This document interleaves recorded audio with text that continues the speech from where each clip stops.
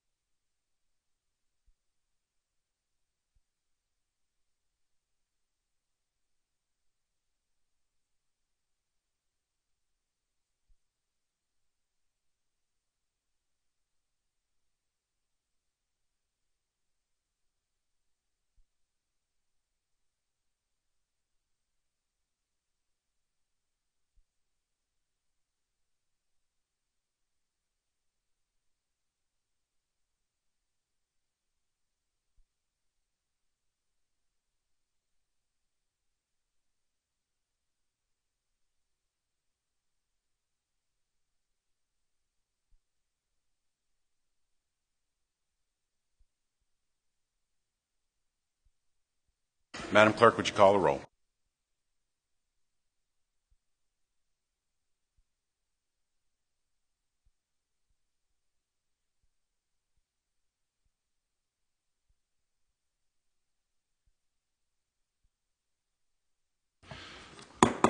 Having a quorum being established, I hereby call this Prattville City Council meeting to order. Ladies and gentlemen, before we get started this evening, I need to inform you of a couple of things. Number one, I guess best laid plans of mice and men. We've had copier problems today, so we were able to get our packets finished just a few minutes ago, and now we're having microphone problems. We have called the person responsible for repairing our microphone, so we ask that you bear with us tonight. Unfortunately, you get to listen to me most of the night, and mine's the only microphone that works, so I apologize for that. We're going to try to hand a handheld to the council member who wishes to address you so that you will be able to hear them, but we do apologize for that in advance. Members of the council, I will ask you to look at our character trait of the month, and ladies and gentlemen, please look at your agendas if you have those handy. Our character trait of the month is loyalty, using difficult times to demonstrate my commitment to those that I serve. Members of the council, you will have received your October the 5th, 2010 meeting minutes. I hope you found those to be in good order, and if so, I'll entertain a motion to approve those minutes. So moved. Moved by Councilman Reniger to approve the minutes. Is there a second? Seconded by Councilman Fank. Members of the council, are there any discussion, deletions, additions, comments about the minutes? All in favor of the minutes will signify by saying aye. Aye. All opposed will say nay. Chair votes aye, and those minutes will stand approved. Ladies and gentlemen, as you no doubt know by gauging by the number of people that are here this evening, the council has a fairly busy agenda ahead of us this evening. We have a lot to discuss. I'm going to ask that if you choose to address the council this evening, that you keep your comments as short as possible. I'm going to ask that you keep those to 3 minutes or less, so that we will have an opportunity to engage in the business that we need to engage in this evening. But this is your time to address the City Council on any issue. I ask if you have an issue that you would like to bring to our attention, that you raise your hand and I will call on you. And at that time, would you please come forward to the podium, and you may have to repeat your name and your address once or twice for the clerk, since our microphones are not working, so we can make sure that we have a record of your attendance. Mr. Lee.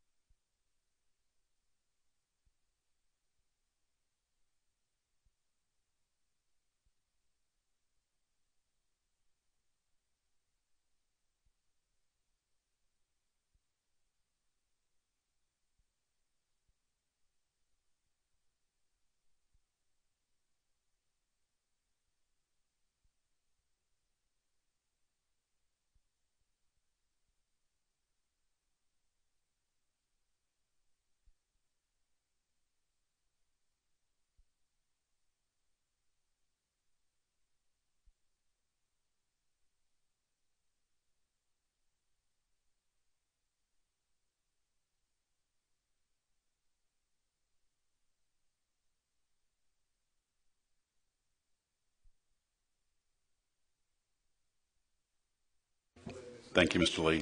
Does any member of the council have any questions or comments for Mr. Lee? Thank you, sir. Appreciate it very much. Is there anyone else in the audience that wishes to address the City Council? Ms. Finnegan.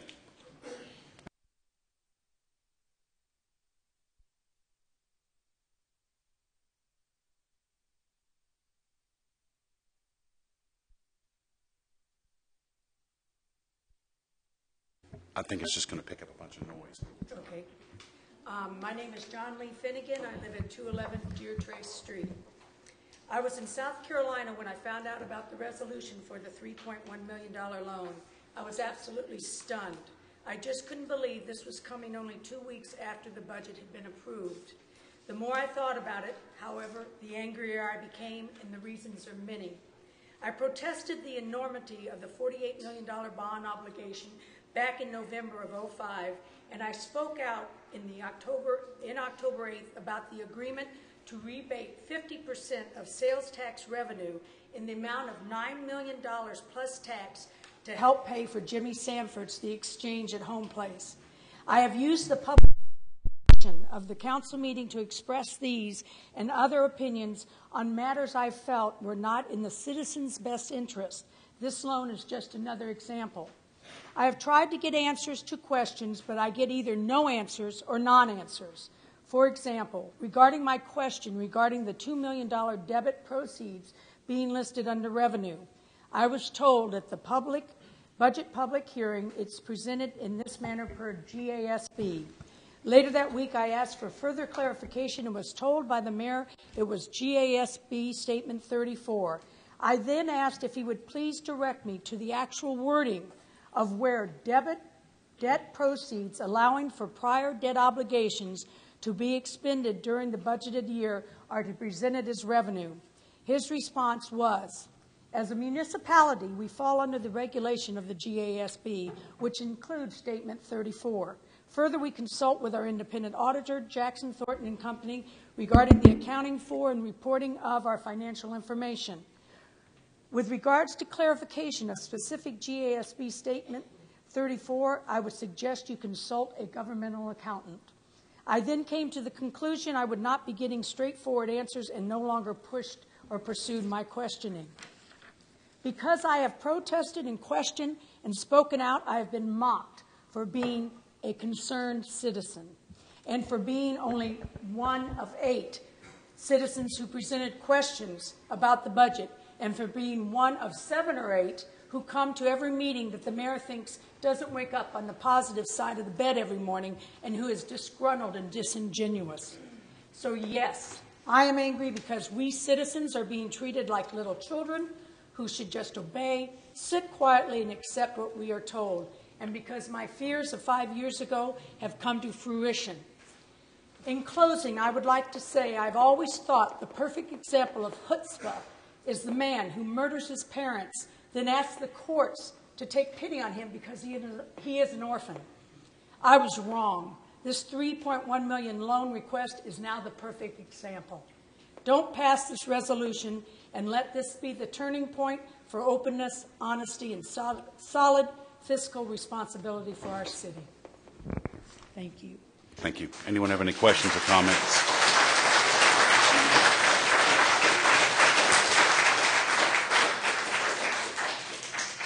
Okay, does everybody have that out of their system? No. Well, there will be no more clapping or we'll clear the room.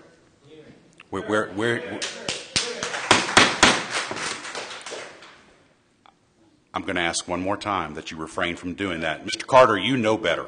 You've sat up here, you know better. We will have this room cleared. Now, we are here to conduct Chief, I'm going to ask that you remove Mr. Carter.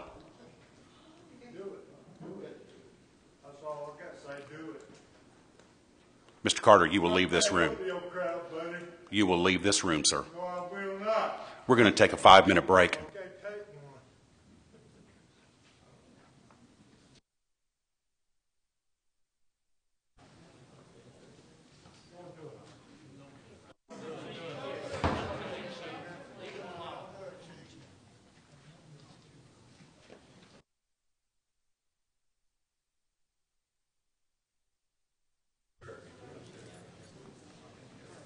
one.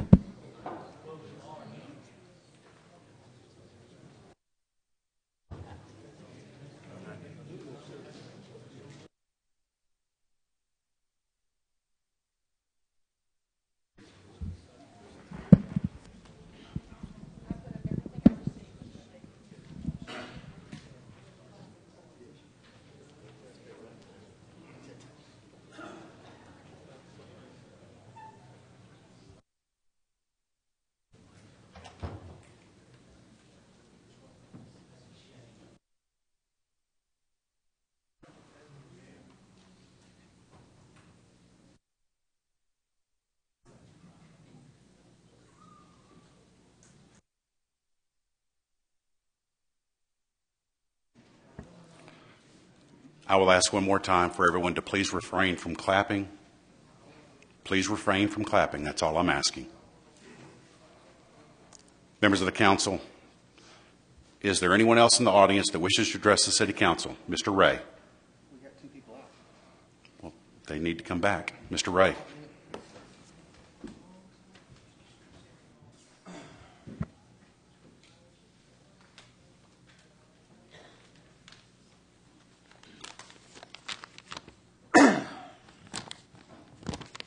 Do I need to wait on the rest of the council, Mr. Argo? No, sir. Please go ahead. I would like for them to hear it if I could. Then go ahead and take a seat, and I'll call on somebody else.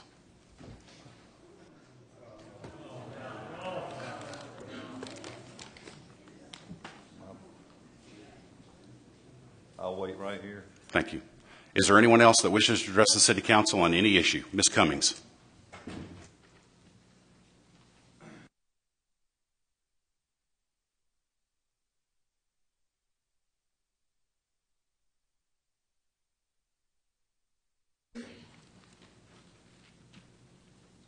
Patricia Cummins, 1208 Kenwood Court in Prattville.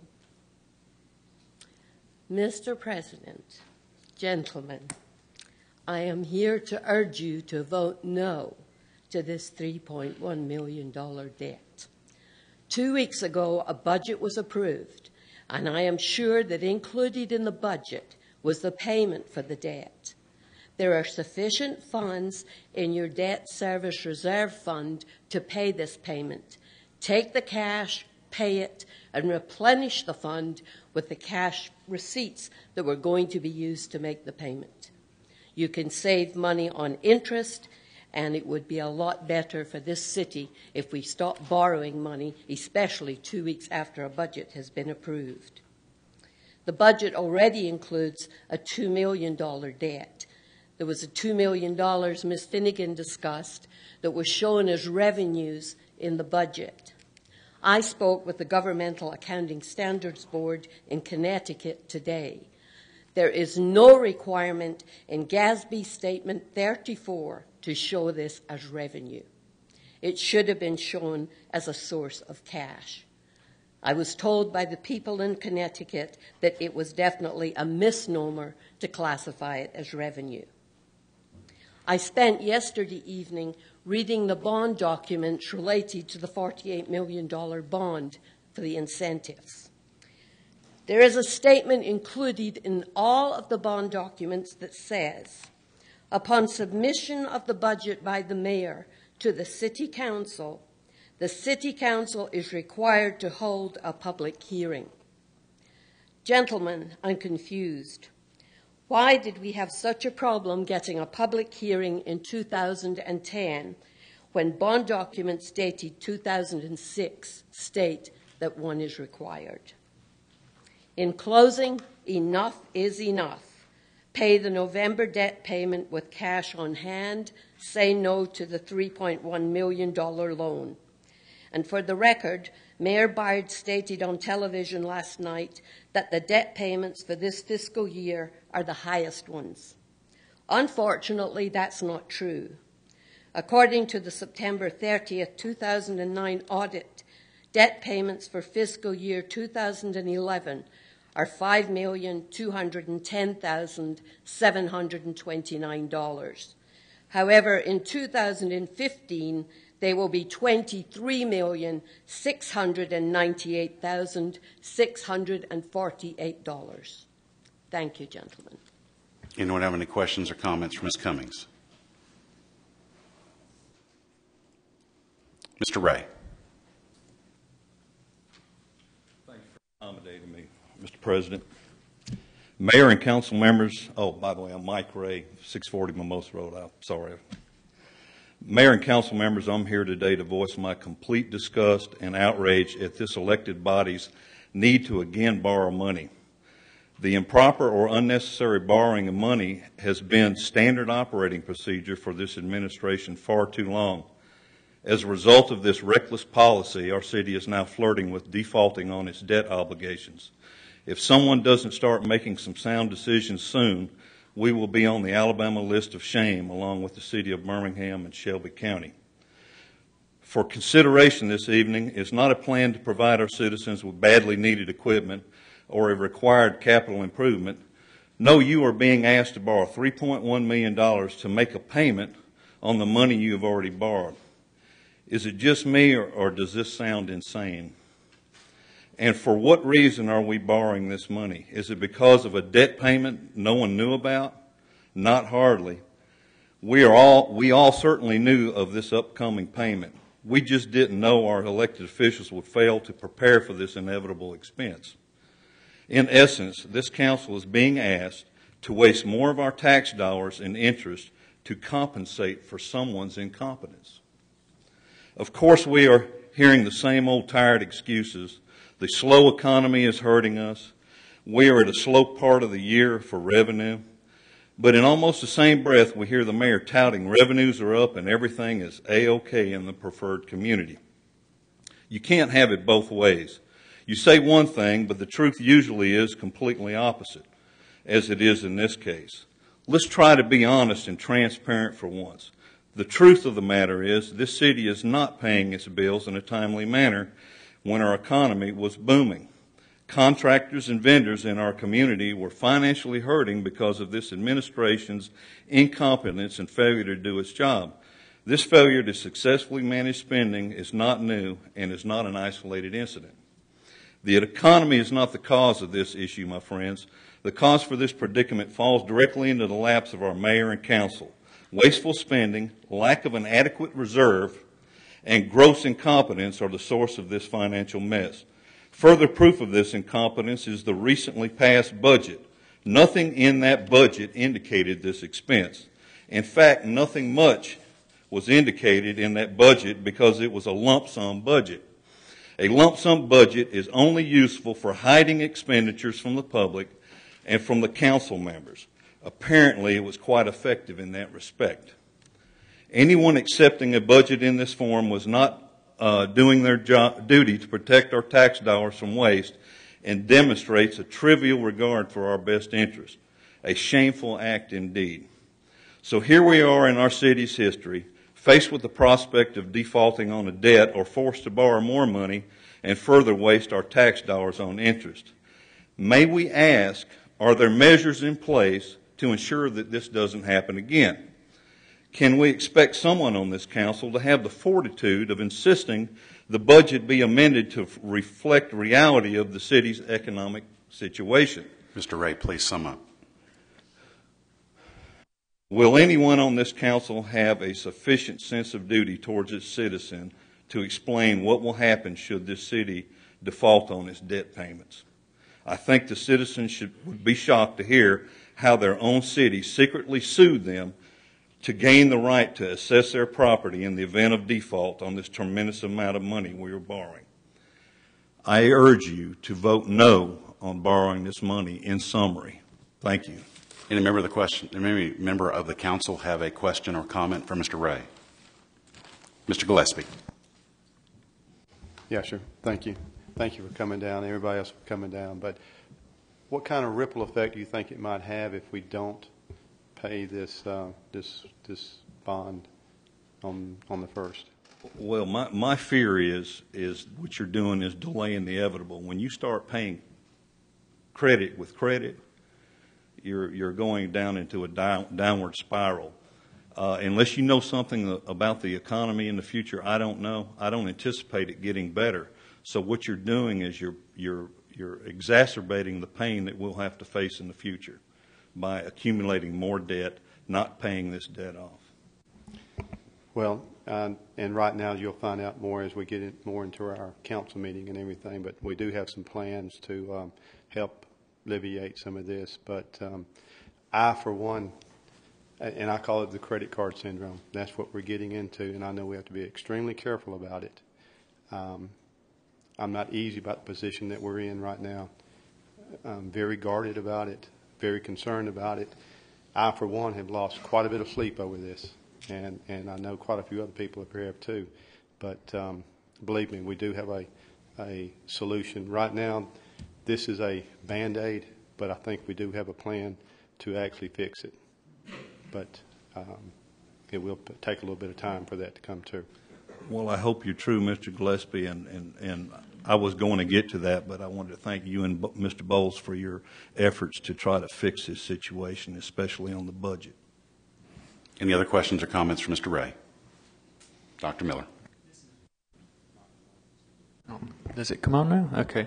And this is, Mike, not just for you, but also Ms. Cummins and John Lee. If it's possible, I'd appreciate copies of what you shared with us tonight. Because, I mean, we hear you read it, but then if you go back and reflect on it and look at it, it's helpful as well. Any other questions or comments? Thank you, Mr. Ray. Thank you very much. Yes, ma'am. I can't quite see back that far. Bright lights are too bright.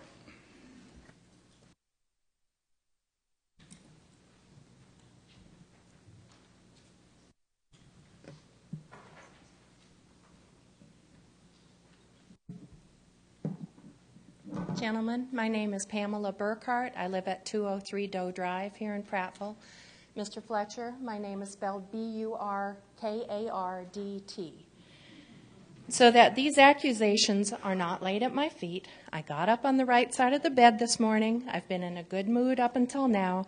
I've not ever spoken at a city council meeting before this, nor do I get the Prattville Progress except on Wednesdays when everybody in the town gets it. I sat in on the work meeting for the budget as well as several of the city council meetings before and after the budget was passed. I've spoken to my councilman who graciously answered all of my questions and tried to allay my fears. I challenged the proposal in a 2-hour meeting with Rod Morgan and my councilman. I listened with chagrin and anger, but no surprise, when 5 members of the city council voted in favor of this budget.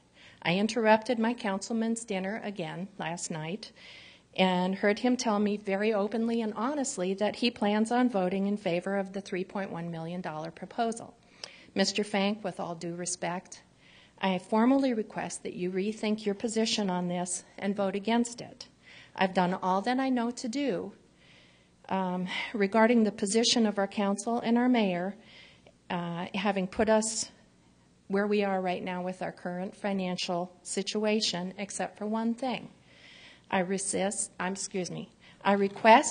insist, demand that the members of the City Council who voted in favor of the current budget, as well as the mayor, voluntarily step down from their offices. You have proven that you are unworthy of the hope and trust that we have placed in you, and in the manner that you have done so is downright immoral and unethical. You were elected to serve the public, not fleece us. Do not place the blame for this shortfall on anyone except yourselves, because the buck stops with you. Thank you, gentlemen. Anyone have any questions or comments for Ms. Burkhart? Thank you, ma'am. Anyone else like to address the City Council on any issue? Dr. Simmons.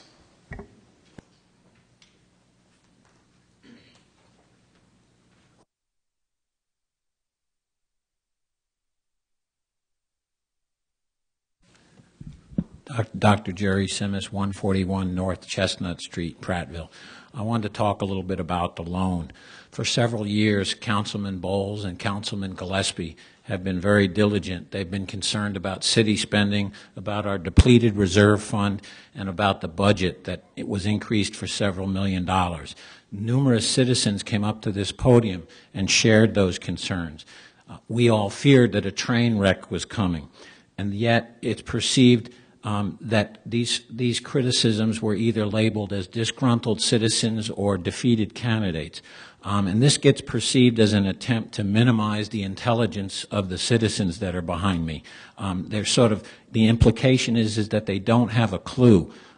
Well, let me tell you that although there's just a handful that sometimes come up, I speak to bankers, I speak to accountants, I speak to employees, I even hear from department heads, all of which businessmen, all of which are concerned about the city spending. Now, the City Council, and specifically the Finance Council, which, correct me if I'm wrong, it's Councilman Argo, Councilman Miller, and Councilman Renegar, have led us to believe that you had your finger on the pulse of the finances for this city. And now we learn that reportedly that Councilman Argo, who's the chairperson of the Finance, was blindsided by this need for a loan. Well, if you did not know, you should have known. You should have known every bond payment, every loan payment, every installment, how much interest, and a finger on the cash flow that would be available to pay it. If you did not know, then you failed to do your job. If you knew and you withheld the information, you were treating your colleagues unfairly since they didn't know it during the budget hearings. I recommend that the Finance Committee be dissolved and that you stop giving the impression that you are directing the city's finances. I recommend that all 7 of you be the Finance Committee because you're all tasked with it. You see, in reality, you've been letting the mayor dictate the finances, and it's backwards. This council should be directing the mayor on the finances. Now, regards what the mayor said, it's a minor cash flow problem. We need to just do this loan. All of this could have been prevented if you had an adequate cash reserve. This loan is going to cost the taxpayers anywhere from $17,000 to $34,000. The mayor says we have a good reserve, $200,000 last month. Add a $704 to it. You should have 3.7. We're $2.8 million short for our reserve. So what I ask you to do, and I'm really upset about this court judgment that I learned that now I'm a defendant and that should you default on a loan, I'm going to be assessed, and these folks are going to be assessed as a taxpayer to pay the default. You see, I don't feel that a failure to plan should create an emergency and should be the burden of the taxpayer. So I'm real upset about this court document. But what I ask you to do, I ask you to modify the budget to cut it dramatically so that you're able to increase the reserve dramatically. Please do a line item budget. This lump sum budget is nothing more than a bowl of money that allows you to move the money any which way and allows for a lack of accountability. Then you don't have a clue what was done, and if you don't have a clue what was done, unfortunately, then I'm afraid that we don't have true accountability. What we have is Enron type accounting. So I urge you to please create a line item budget, and I'm anxiously awaiting your plan for how you're going to prevent this, because you have another payment due on May 1st,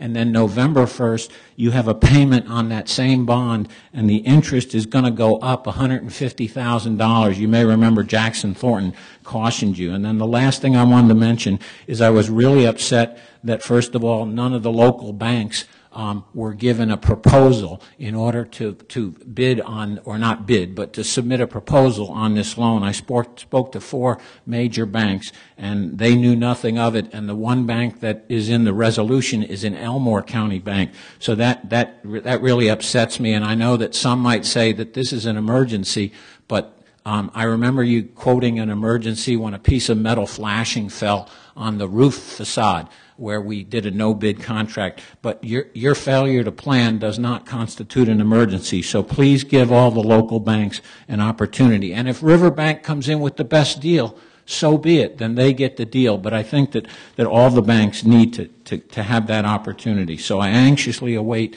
to hear how you plan to prevent this from recurring again. You don't have any questions or comments for Dr. Simmons? Mr. Gillespie. Yes, sir. Thank you. Thank you, Doctor, for coming down. And as a constituent of District 1, I promise that I will do everything I can. One is to trim the budget more as far down as we can. We have plans on working on that. 2 is work toward a lump sum budget. And 3 is make certain that the city does not default. Thank you. Dr. Miller. I think you misspoke. Work towards a line item budget. I'm sorry. Work toward a line item budget. Any other questions or comments for Dr. Simmons? Thank you, Dr. Simmons.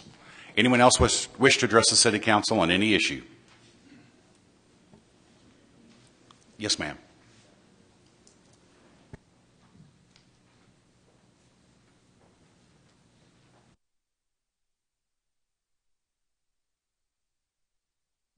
My name is Dawn Barbin, and I live at 740 Kingsley Drive here in Prattville.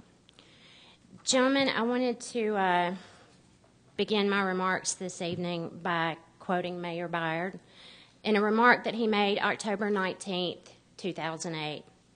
Offering incentives for growth is horrible public policy. You think? We find ourselves in a position where we are going to have to use our Visa card to pay off our MasterCard.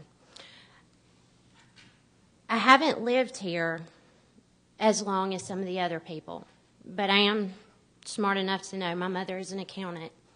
I am smart enough to know that this city is in big trouble. Section 94 of the Alabama Constitution states in part that the legislature shall not have the power to authorize any city, county, town, or other subdivision of this state to lend its credit or to grant public money or thing of value in aid of, or any individual, association, or corporation whatsoever, or to become a stockholder in any such corporation, association, or company by issuing bonds or otherwise. In 2004, a constitutional amendment passed by the voters of Alabama made it legal for counties and municipalities to grant public funds and credit to individuals, businesses, or entities to promote economic growth, which has not materialized. In the last several years, the city has used tens of millions of public dollars in bonds and sales tax rebates to lure acres of new shopping centers. That's why I propose that we utilize Section 11-43-20 of the Code of Alabama, which states in part that all municipalities in Alabama, whether now or hereafter operating under a municipal government consisting of a mayor and or of a commission, are hereby authorized at their discretion to employ a city manager with the authority, duties, and liabilities described in this article, whose term of office and compensation shall be as prescribed in this article.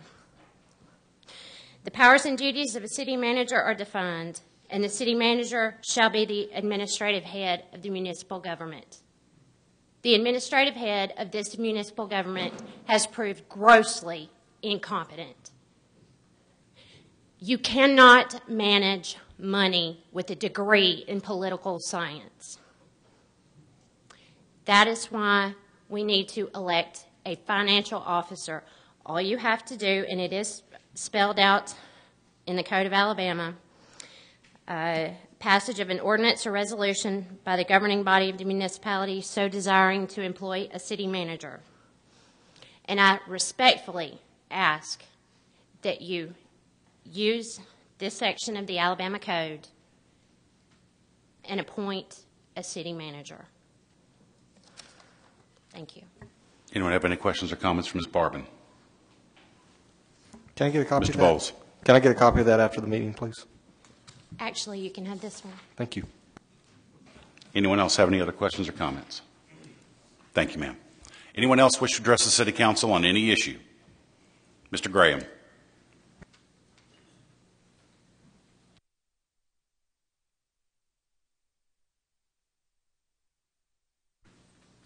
I'm Charlie Graham, 126 Holly Court. Charade versus credibility. That's what I was thinking about all afternoon. I wasn't going to speak this evening, but it kept bothering me. Our proposed 2011 budget brought all of us together in various charades recently. We had a work session charade. We had an open hearing charade. We submitted budget questions and received answers from the council as a body, as Councilman Argo put it. I heard the mayor disagree with the councilman, questioning the integrity of his proposed budget. The cardinal rule of business, in which I always existed, was that one should never compromise his or her credibility. Once you put that question mark over your credibility, it's there forever and is never regained. The news of this desperation resolution to borrow $3.1 million just 2 weeks after the 2011 budget was approved raises that credibility question mark over everything that I've witnessed in the last couple of months in this regard. Concerned citizens performed in-depth research and submitted hundreds of questions on the budget. Councilman Argo wanted them submitted in writing to enable the council to answer the questions as a body. One would think one could expect credible answers from this process. My disappointment began when you refused to provide any 2010 expense or revenue projections. I want to address one example regarding your answers. One of my groups of questions focused on sanitation expense accounting.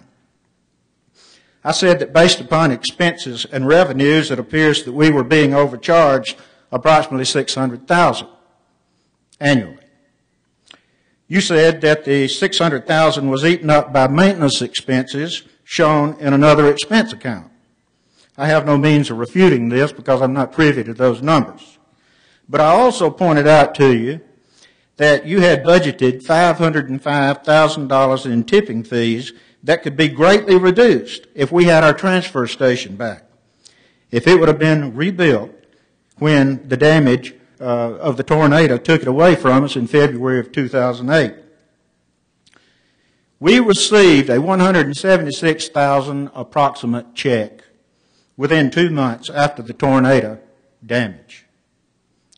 How many of you councilmen have read the transfer station agreement that was in effect at the time of the tornado? 3. How could you answer my How could you answer my question as a body if you hadn't all read this agreement? Now, on that, you answered my questions relative to the transfer station as follows. Under the agreement, there was no charge for the first 870 tons of garbage, household garbage per month. The $175,000 that we received from the insurance company went into the general fund, and poof. Allied terminated the contract pursuant to its contract with the Prattville Solid Waste Authority. Now, they can do that, or they could do that, but under Article 11.02 of the Total Destruction Clause in the contract, Allied could have replaced the transfer station and continued operation, or they could send you a letter within 90 days of the incident and telling you they want to terminate the agreement. And the agreement would have been terminated unless, the big clause, unless the Prattville Solid Waste Authority writes them back within 30 days and says, hey, we've got our insurance money, or we're going to have it shortly, we're going to replace this thing, and we want to continue our operation. Now, what is so important about, or what would have been so important about continuing that operation, is the first 870 tons run through the transfer station each month would have been free, and it was free. You are now paying $33 a ton on that, plus having to carry it across the river, and that's where those big trucking expenses go that fill up that deficit that I was talking about a while ago. Mr. Graham, I need you to sum up, please. I'm just about through. Just about through, thank you. 870 tons at $33 a ton is $28,000 roughly a month. That's $344,000 per year that your bad decision is costing us.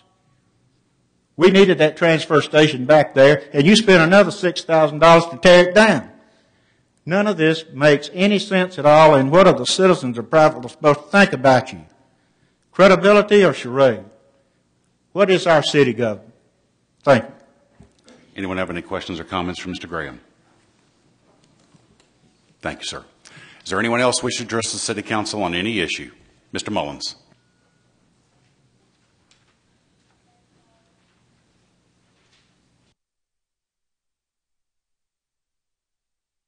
Dennis Mullins, 111 Daniel Drive. Wow, gentlemen, how appropriate.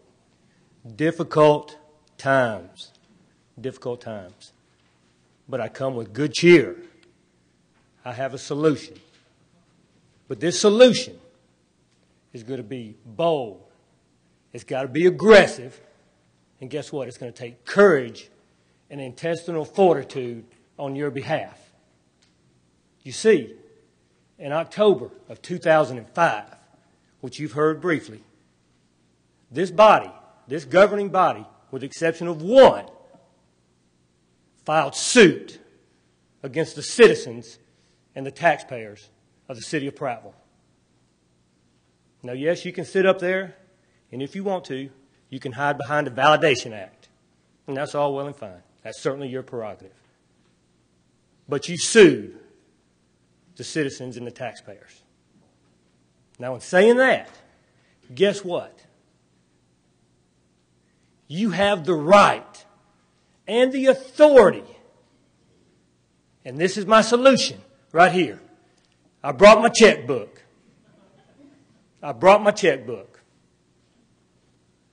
Now, I'm saying this and I'm being 100% sincere. I don't like where we are right now myself. And it is difficult. But gentlemen, we are in this position. We can't take away the past. It's on us. Now we've got to have a real solution. And the solution is, I request this body to invoke their right, get a committee together with independent people. Let's do a study. And let's see what we got to do, what each individual taxpayer, household would owe to get us out of this jam. I know a lot of these people back here might not want to hear this, but I'm willing to step up to the plate. I don't have a lot of money. I might have $2,000 in here, but I'm willing to give it up. I'm willing to give it up for this city that I love, and I've lived here since I was 4 years old. Gentlemen, we've got to do something. I'm willing to offer up this instead of a shovel that's going to keep digging us a hole deeper. And it's only going to compound the problem if we borrow more money.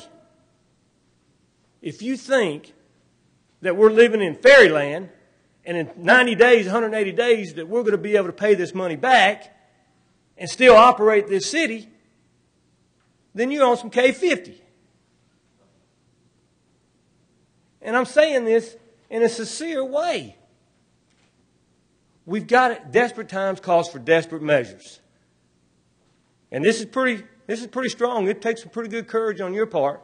But you ask us to trust you. Now you trust us. Trust the citizens. Be humble. Come forward. Tell us where we are. And let's move forward with this. I think you might be surprised. But in saying that, it comes with a stipulation. On my behalf anyway. The CEO needs to go, and we need a city manager. We need somebody that can manage.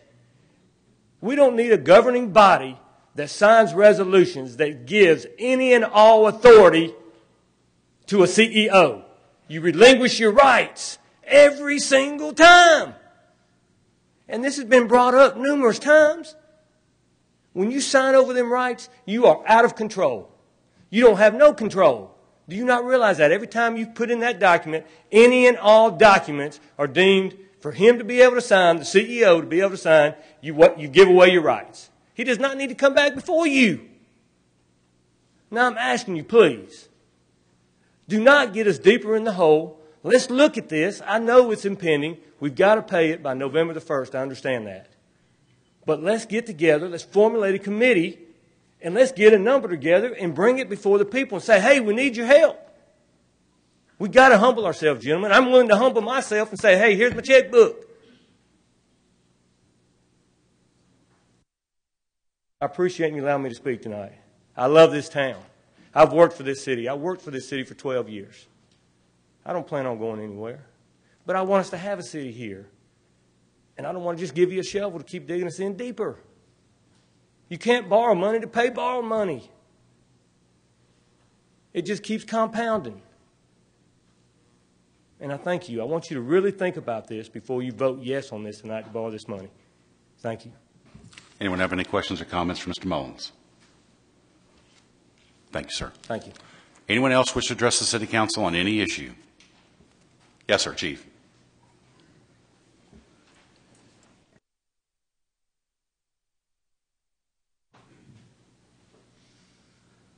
Good evening. I'll make this real brief. Good evening, Mr. Bill. I'm going to ask y'all, don't do the easy, do the right. If the right's hard, I'm like my brother back here, Dennis, I'm there. I'll do it. But please don't take the easy way out, Mr. Miller, Mr. Wood. You got to listen to that inside. And if you got to make me bleed, I'll bleed. But tell me what I'm bleeding for. And I'll bleed. I'll hang in there with you. Just do the right thing, not the easy thing. Thank you. Chief, before you leave, would give your name and your address. Steve Holland, 545 Upper Kingston Road. And I got one of them signs in front of my yard. Thank you, Chief. Anyone have any questions or comments for Chief Holland? I do. Mr. Gillespie. Thanks for coming down again.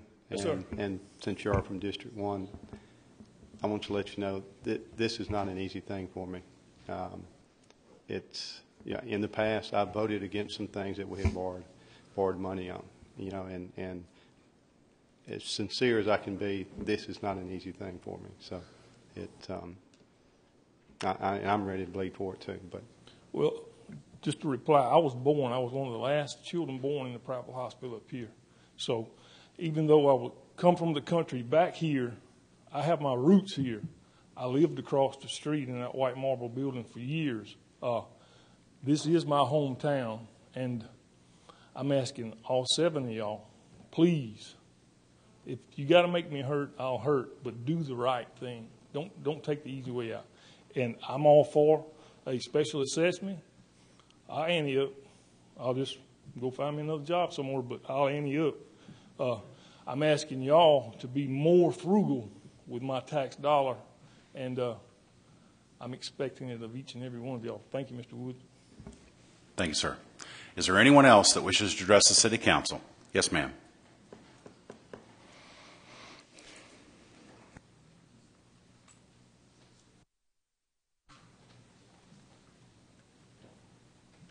Debbie Salvador, 1205 Kenwood Court. First of all, I don't usually do stuff like this, but I'm really confused. $3.1 million. You forgot it in the budget, and then you remembered it? So are we inept, or are we deceitful? I don't understand. But I guess accidents can happen, and I know you can forget things, but 3.1 is kind of a lot. So now we want to borrow again?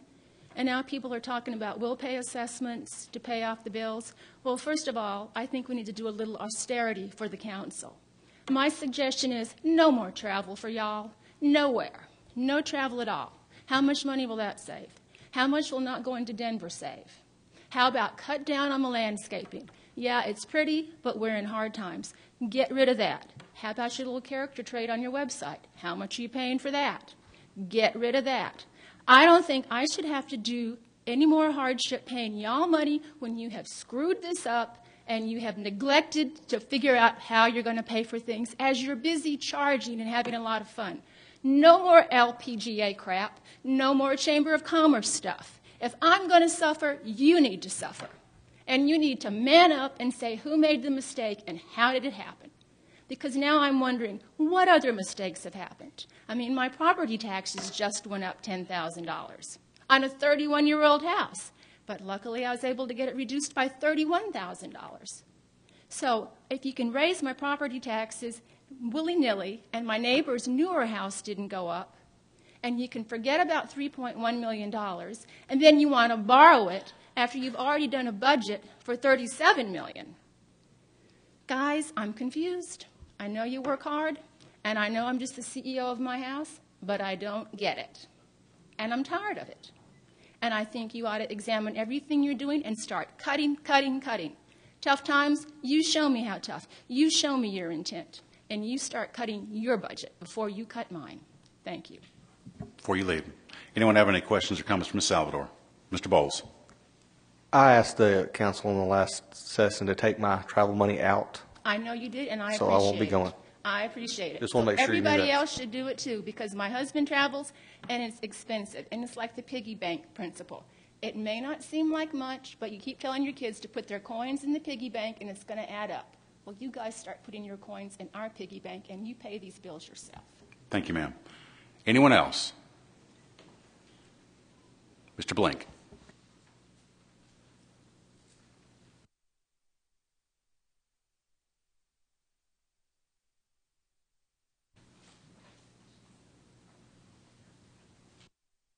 Blank, 103 Whitetail Court. I think to the council and to the mayor, based on all the comments tonight, that you've heard some frustrations in those people that are here in the chamber. Like most of these, the $3.1 million also caught me off guard. And as a business owner in Prattville, and as we look at, do we want to go borrow more money to pay for the interest on a loan, my first thought is, are we going to raise sales tax to the business owners of Prattville? And if we are, is that fair to the rest of us? So I've got to ask, and I think I heard Bill say that there's a plan, or you have thought about how to address this. Well, before you vote on anything tonight or make a proposal for the mayor, let's throw this idea out and let's discuss it. Let's table this resolution to have the mayor go get this money, and let's talk about this idea that we've got on the table, and let's lay it out there and let the people hear what it is. And then let's move forward from there. But let's not tonight vote on a resolution for the mayor to go get this $3.1 million. Let's hold off on that right now. If it's a month, it's 2 to 3 weeks, that's great.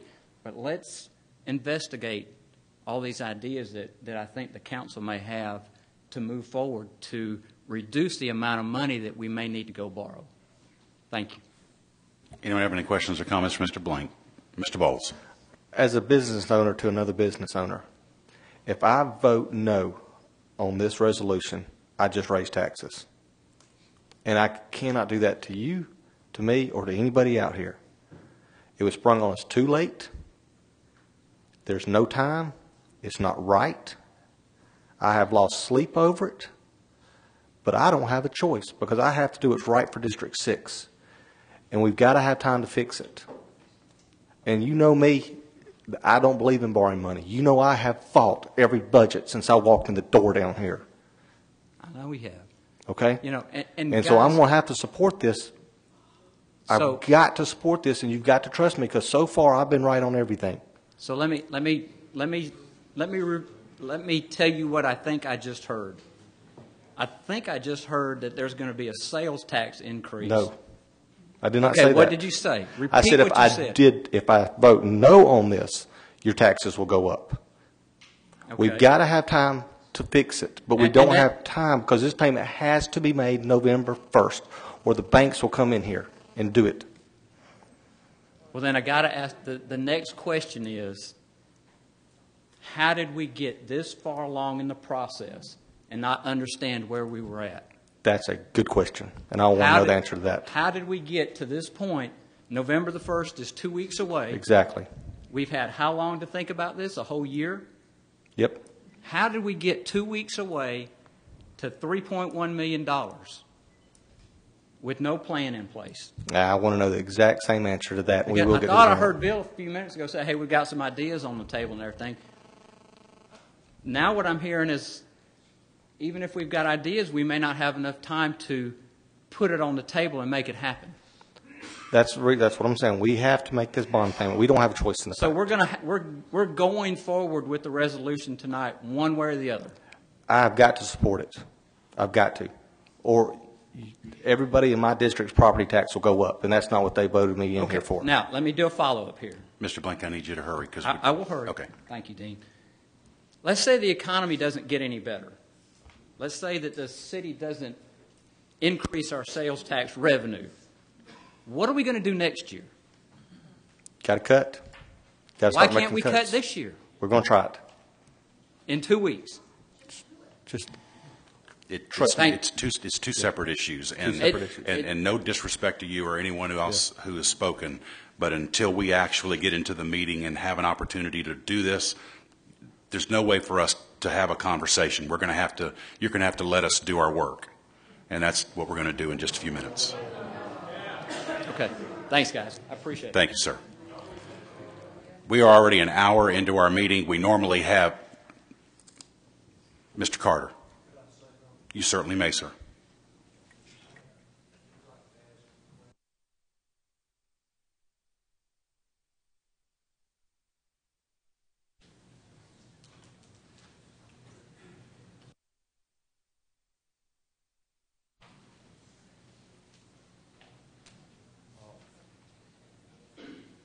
what I need to do now.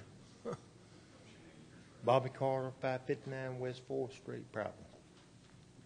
I was just wondering, what's wrong with maybe cutting the budget enough to cover this? I wasn't here at first. That might have already been discussed, but it seems like to me that would be the logical thing to do on the thing. I mean, I know for a fact that the whole city overspends in the fire department, the police department, and like all that's everything. And it just seems, I've been doing business for the last 40 years. I've been in business the last 40 years, and I'm not a rich person, but I do for myself, and I don't understand why that is raising taxes would even be an issue, and we've got the means ourselves to do something if we just do it. I thank you a lot. Before you leave, anyone have any questions or comments for Mr. Carter? Bobby, that's a very good suggestion, and we're going to take that up in just a minute. Thank you. All right. Sir, I'm going to ask that you be the last speaker because we're an hour and 2 minutes into our meeting already. We need to go ahead and get to our budget, so I'm going to ask you to go ahead and come on up, and you'll be our last speaker before we go into our meeting.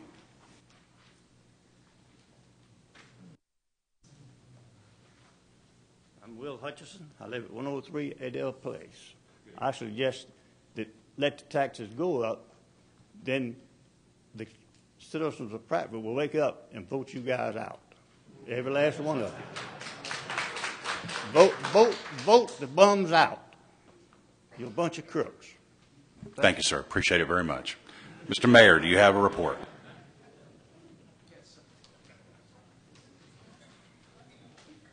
Thank you, Mr. Chairman.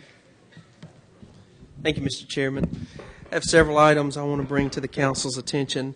First of all, I want to let you know that next Thursday, the 28th, is the Candy Walk, and that's the deal where the children come down. It's from 4 to 5 in front of City Hall. Also, we're encouraging folks to trick-or-treat on Saturday evening.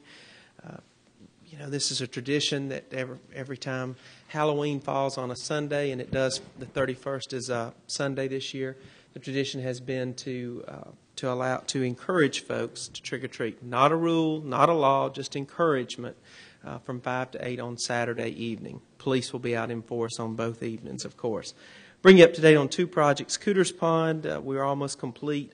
I don't know if you've been down there, but the striping is the only thing left to be completed, and we're moving along with that. The additional boat ramp is complete, so we now have 3 ramps down there. And Medline, the construction trailer is on site, and the construction of that new $350,000 business, 350,000 square feet building is slated to begin within days. Finally, I want to address item number 3 briefly. It's been well touched on this evening. I'll give you that the issue could have been handled differently. However, we are where we are, and we have to play the ball where it lies. Our largest payment, comprising 47% of our total debt service in this next fiscal year, is due on November the 1st. It's in the budget. Making that payment, however, out of our reserves, just 1 month into our fiscal year, which would leave our cash reserve balance low. As you know, this is our leanest fiscal year every year. It's any city's leanest fiscal year, the 3 months prior to the Christmas season and the business license season. The short-term loan is a business decision that is efficient and allows us to equalize our cash reserves. Now, there's been a lot of talk about the economy, and I certainly understand that the nation's economic climate has had an effect on us locally. However, I have to tell you, we do remain fiscally strong. We finished the past fiscal year with a 3.8%. We finished the last fiscal year with a 3.8% increase in our total sales tax collections. Further, we maintain our independent bond rating of A with a stable outlook for the future. I would ask you to move forward on that, Mr. Chairman. Thank you. Anyone have any questions or comments for the mayor? Apologize. Thank you, Mr. Mayor. Thank you. Mr. Gillespie, do you have a report? No, sir. Mr. Wood? No. Dr. Miller? No. Mr. Reniger? No, sir. Mr. Bowles? No, sir. Mr. Fank? It's not necessarily a report, but if you'll indulge me, I've got a letter that one of my constituents wanted me, he could not be here, so he wanted me to read this in to the meeting. Would you care for me to do it now or at the end? You are certainly welcome to read it. You don't have to read it. You could just ask the clerk to add it to the minutes. He asked that it specifically be read. How long is it? I'll try to keep it as brief as possible. Okay. Sorry. To whom it may concern, this is to the Autauga County Superintendent of Education, Greg Faulkner. It's to Commissioner Danny Chavers, Commissioner Carl Johnson, and all members of the Autauga County Commission. I apologize. It's also to the members of the school board. Councilman Dean Argo, Councilman Nathan Fank, Councilman Willie Wood, and all members of the Prattville City Council. Outgoing State Representative H. Mack Gibson, and all other members of the Alabama State Legislature. Incoming State Representative Paul Beckman, and all the members of the State Legislature. Senator Wendell Mitchell, and all members of the State Senate. Senator Hank Sanders, and all members of the Alabama State Senate, and the Alabama New South Coalition, and the Montgomery chapter of the Alabama New South Coalition, and the Autauga County chapter of the Alabama New South Coalition, if we should ever have one. Congressman Bobby Bright and Judge Lynn Bright, and all the members of the United States Congress. Senator Jeff Sessions, and all the members of the United States Senate. Senator Richard Shelby, and all the members of the United States Senate. And all who fall under your authorities and your supporters. This is from the First Little House Prince Hall Singles Adult Center, Multi-Purpose and Multicultural Arts Center, and the First Little House Walk-in DeVoe International World History, Heritage and Multicultural Museum, Presidential Research Library and Archives of Autauga County and Prattville and Tourism, and Visitor Information Welcome Center and Souvenir Store, DeVore, Imam, Elder, Bishop, Rabbi, Joaquin John DeVoe Jones, President, Executive Director, General Manager, and Chief Executive Officer. Okay, to whom it may concern, I'm writing this letter as a follow-up letter to all previous letters that I have already sent to the above-listed individuals pertaining to the annual observance of World AIDS Day sponsored by the Single Adults Support Center in Autauga County and Prattville for 2010. This letter supersedes all other personal conversations and letters that I have previously had with or sent to the above-listed individuals and all other individuals that I have either spoken to personally or sent them a letter as it pertains to Autauga County and Prattville's annual World AIDS Day program and health and wellness fair. I'm writing this letter to request that you and your offices provide me a welcome letter, proclamation, or resolution, etc., from you and the entire Prattville City Council, Autauga County Commission, Autauga County Board of Education, Alabama State Legislature, Alabama State Senate, U.S. Congress, and U.S. Senate in time to be included in the official program for the City of Prattville and Autauga County's annual observance of World AIDS Day, which is scheduled for November 16th, 2010 at 7 p.m. at the Health and Wellness Fair, which is scheduled for November 15th, 2010 at 7 p.m. at the Doster Memorial Community Center dining room located at 424 South Northington Street. I would like to extend to you or your representative an invitation to attend the events as well. Thank you in advance for your support and the support of all who fall under your authority and your supporters as well, in word and in deed, financially and in kind, and in every other way that will help to ensure that the annual World AIDS Day program and the annual World AIDS Day Health and Wellness Fair is a success. Sincerely, DeVore, Imam, Elder, Bishop, Rabbi, Joaquin John DeVoe Jones, President, Executive Director, General Manager, and Chief Executive Officer of the Single Adults Support Center. Thank you. Thank you, Mr. Fank. Ladies and gentlemen, I don't have a letter just like that, but I do have a letter from Mr. Tom Gaylord, Scoutmaster from Troop 25. He would like everyone to know that on November the 14th, 2010, Boy Scout Terry Bryant Cook of Troop 25 will be honored in a special court of honor for achieving the Eagle Scout Award. And we certainly want to send him all of our best wishes and congratulations for Boy Scout Terry Bryant Cook of Troop 25 for achieving the Eagle Scout. Certainly want to do that. We are proud of all of his accomplishments. Members of the council, we do have 4 resolutions that are on our agenda. I know we have several resolutions to come from the floor this evening. The first one we have is ordinance number 1, which is to request a surplus of vehicles from the police department. Mr. Wood, would you please introduce ordinance number 1? Yes, Mr. Chair. Be it ordained by the City Council of the City of Prattville, Alabama as follows, that the vehicles listed below are hereby declared surplus of the police department in order to be removed from the inventory of said department. 1992 Ford Mustang, 1989 Chevrolet C10, 1999 Ford Expedition, 1990 Chevrolet Corvette, 1995 Chrysler Concorde. Be it further ordained that the City Council instructs the mayor to sell said vehicles through govdeals.com. Mr. Chair, I so move. Mr. Wood has moved ordinance number 1. Is there a second? Second. Seconded by Councilman Gillespie. Ordinance number 1, by point of order, will be held for 2 weeks unless there's a motion to suspend the rules. Moved by Councilman Reniger to suspend the rules, second by Councilman Gillespie. Any question, any discussion of the motion to suspend the rules? All in favor of the motion to suspend the rules will signify by saying aye. Aye. All opposed will say nay. Chair votes aye. The rules are suspended and the ordinance is before us. Is there anything further on ordinance number 1? All in favor of ordinance number 1 will signify by saying aye. Aye. All opposed will say nay. Chair votes aye. Ordinance number 1 is adopted. Ordinance number 2 is to amend Ordinance Book 2010, page 012, a request to surplus various items from the police department. Mr. Gillespie, would you please introduce ordinance number 2? Yes, sir. Be it ordained by the City Council of the City of Prattville that Ordinance Book 2010, page 012, request to surplus various items from the police department is hereby amended, and that one lot of 18 radar mounts have been placed on govdeals.com on 2 separate occasions with no bid response. Be it further ordained that said radar mounts be disposed of as scrap metal. This ordinance shall become effective upon its passage and publication as required by law. Mr. President, I so move. Mr. Gillespie has moved ordinance number 2. Is there a second? Second. Seconded by Councilman Wood. Members of the council, this also will be held by point of order unless there's a motion to suspend the rules. So moved by Councilman Reniger to suspend the rules. Is there a second? Seconded by Dr. Miller.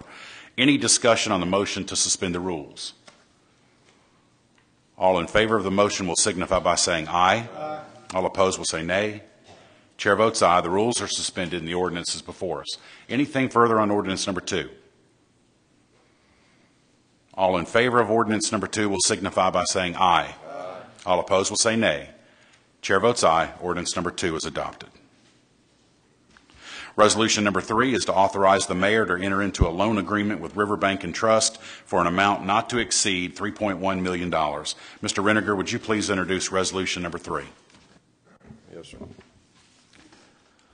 Whereas the City of Prattville has debt service payments in the aggregate amount of approximately $3 million due on November the 1st, 2010, and whereas funding this payment out of the city's available debt service reserve funds would reduce the city's cash reserves for the first quarter of the city's current fiscal year, and whereas the city desires to preserve its cash reserve balance and equalize its cash flow, and whereas the city can fund such payments in installments over the first quarter of the fiscal year at an estimated net cost of less than $17,000 by entering into a short-term loan agreement with Riverbank and Trust.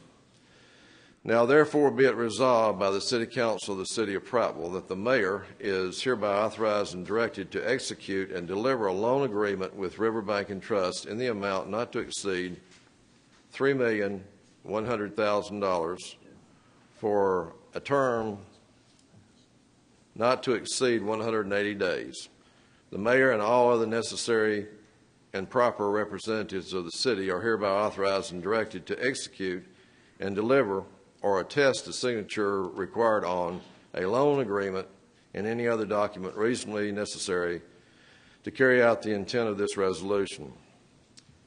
Be it further resolved by the City Council of the City of Prattville that pursuant to Section 265B of the Internal Revenue Code of 1986 as amended, the City Council hereby specifically designates this loan as a qualified tax-exempt obligation for purposes of Section 265B3 of the Code.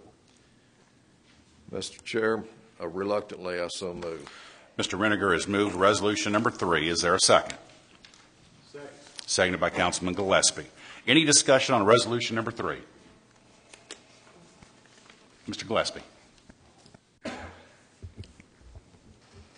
I guess this question I need to ask Rod Morgan about.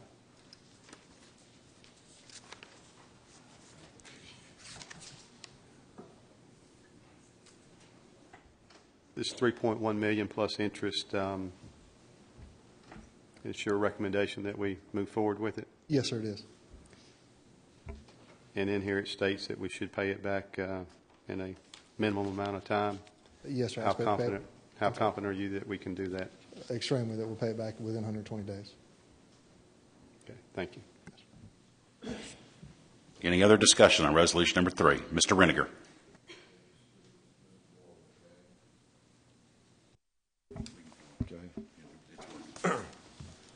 Mr. Morgan, it states that we have $3.1 million plus interest and fees. Now, I know our immediate cash reserves does not equal to that. If we paid it out of reserves, what reserves would we have to use in order to pay it rather than banking a loan?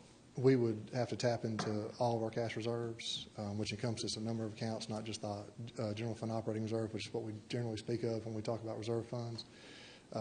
And doing that would leave us with extremely limited funds over this first quarter, and we still have obligations to meet in November, December, and the first part of January until our revenue begins to come in. That's the reason I recommended that we move forward with this loan. Am I right in saying that many of our reserves are already committed, i.e. the insurance reserve fund? Yes, a number of them are. The insurance reserve fund being one, or insurance, the health care fund being one of them. And we would have to dip into that in order to pay cash? Well, I don't believe we wouldn't dip into that. That's one reason we would be short on cash to meet other obligations, because I don't believe legally we could dip into the health care fund to pay this. So we would not access that pool of cash for this obligation. That's the reason we'd have limited cash on hand to meet our other obligations during this first quarter, first part of January. Okay, I guess specifically I need to know what reserves you're talking about if we decided to go with the $3.1 million in cash and pay it up front. I mean, what reserves are we talking about? Debt service reserve fund, everything in the general fund. We would have everything in a bond service fund right now we would have to access to pay. Basically everything other than the insurance reserve fund. Substantially everything other than we would have some cash on hand, but substantially everything other than the insurance reserve fund. Okay, I have a hard question to ask you, Mr. Morgan. How did we get here? How come I was just made aware of this a week ago? We have tried to establish a sinking fund to be paid a year ahead on debt with escalating, and at one point did have, in 2008, in early part of 2008, did have a growing operating reserve fund and a debt service reserve fund. Unfortunately, that's diminished over the last couple of years, and we haven't been able to replenish like we have. As you know, our debt service increases significantly this year, and the biggest part of it is in November. We tried to hold on to as much cash as we can to be able to meet this debt. We would have the cash to do it. The administration discussed a number of alternatives, and there was no recommendation from the administration until the budget was over, until the budget had ended, budget process had ended. Thank you. Any other discussion on resolution number 3? Mr. Wood. Thank you, Mr. Chair. Rod, let me let you earn your money a little bit tonight. Can everybody in the audience hear Mr. Morgan? Can you pick that microphone? Maybe because you're they're being tall and everything. Yes. This was done rather quickly after we passed the budget on October the 5th, right? Yes, sir. So the Finance Committee has not had an opportunity to discuss this prior to us receiving your email. Not as a full Finance Committee, no, sir. No. You say not as a full Finance Committee. The Finance Committee has not met. The Finance Committee did not have time to meet, to sit as a full body. We did try to meet with members of the Finance Committee to discuss it. The Finance Committee has not met as a full body, no, sir. Okay. This payment must be made. Yes, sir. And I'm very much aware of that. We can make it out of our cash reserves, but the cash reserves are low once we make it. Yes, sir. If we ran into a situation where we needed to borrow money, then I think Riverbank or any of those other banks, at that particular time, we could still go and borrow money and put the money back into those accounts, just like we borrow this money right here, right? Yes, sir, we could. Okay, this is where I'm coming from. And I'm going to try to say everything I need to say, and I want to say it more tonight. You know, I've supported this city and this administration, and by all means, I don't think any of us, when we went out and made a substantial investment to bring commercial property to the city of Prattville, that none of us was trying to bankrupt this city, nor put the cities in a debt that we could not pay. But I've struggled with this because I think we just have not given the proper information that we need to make sound decisions. One of the prime reasons I was elected, and I feel very competent in my being elected, is for the citizens of Prattville to have 7 basic services, and that's fire, police, wastewater, water, recreation, and streets. And we made those investments in mind that we're going to continue with these premier services, and the economy declined. That's nationally. If you looked on the news, big church, pastor's church, $50 million, went bankrupt. So everybody's going through this. But for us at this particular time, 9 days later, a little over 1 week to find this out, I really strongly suggest that this goes back to the Budget Committee. If the Budget Committee does not want to handle it by themselves, that we call a work session for the full council. Go ahead and pay this out of our reserves and let the Budget Committee get back on this, or the full council, and then we'll move on. I strongly recommend that. Thank you, Mr. Chair. Thank you, Mr. Wood. Any further discussion on resolution number 3? Dr. Miller.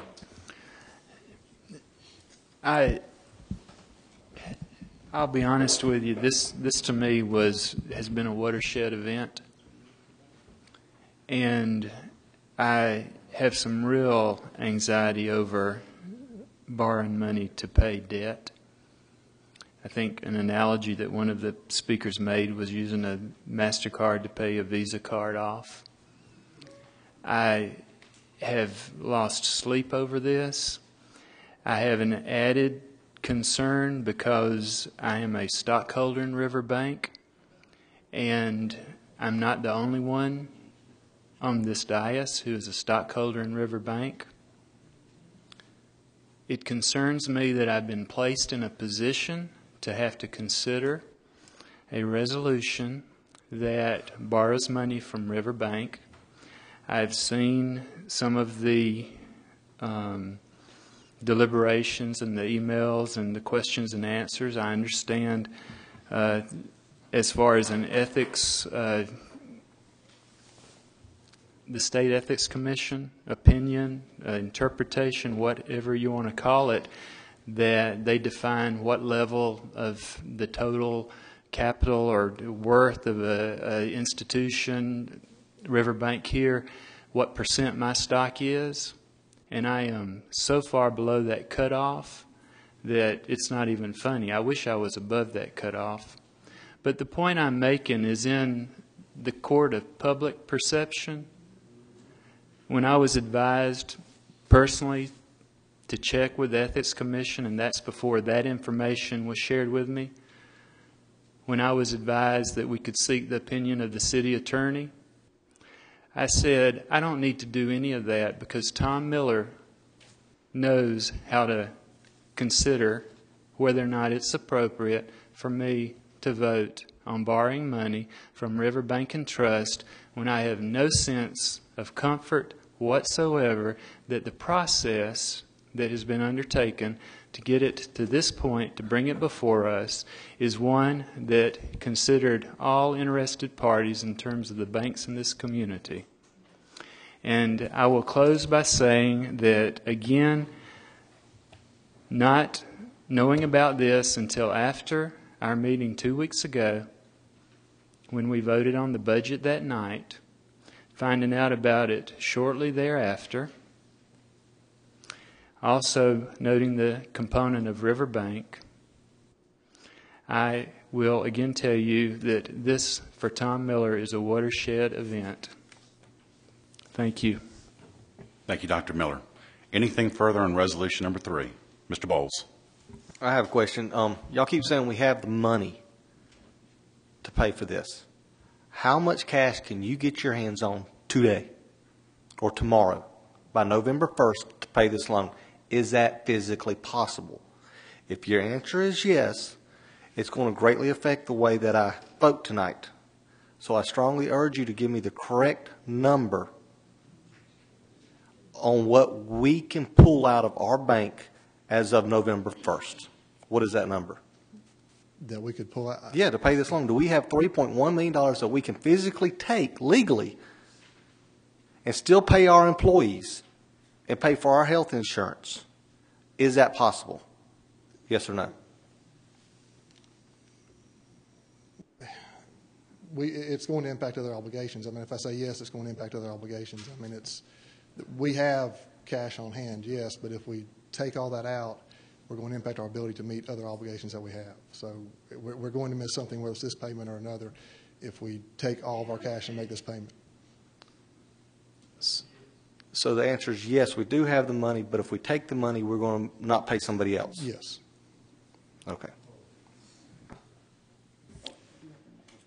Mr. Bowles. When were you aware that we couldn't make this payment? Well, we've had several discussions about it. I mean, and again, we could make the payment. It's going to impact our ability to meet other obligations, but we've had several discussions about it over the course for a while. Who was in those discussions? The mayor and I have discussed, the administration's discussed it. So the administration knew that we couldn't do this when he presented the budget? Well, we're discussing alternatives. We knew this was an alternative, if one alternative we may need. So whenever we did the budget 2 weeks ago, and I was begging everybody not to vote for this thing because there was something very wrong with it, unfortunately I asked the wrong questions. But you're telling me that the administration and yourself knew that this was going to happen after we voted on the budget? It was a possibility. It was one of the alternatives being discussed. Thank you. Any other discussion on resolution number 3? Members of the council, before we go to a vote, I do want to make a couple of really quick comments. While I do not agree with some of the statements that were made here tonight at the podium, I certainly share that frustration. I share the anger. I understand where a lot of folks were coming from. We have a lot of work to do as a council. We certainly, as I've discussed with each one of you, we need to start functioning as a committee as a whole instead of as committees of 3. I'm going to call, well, I'll wait on that to see what happens from the resolutions from the floor. But as I've discussed with each one of you, that's my intention. I think it would be better for the council. I think it would be better for the administration, and I certainly think it would be better for the citizenry.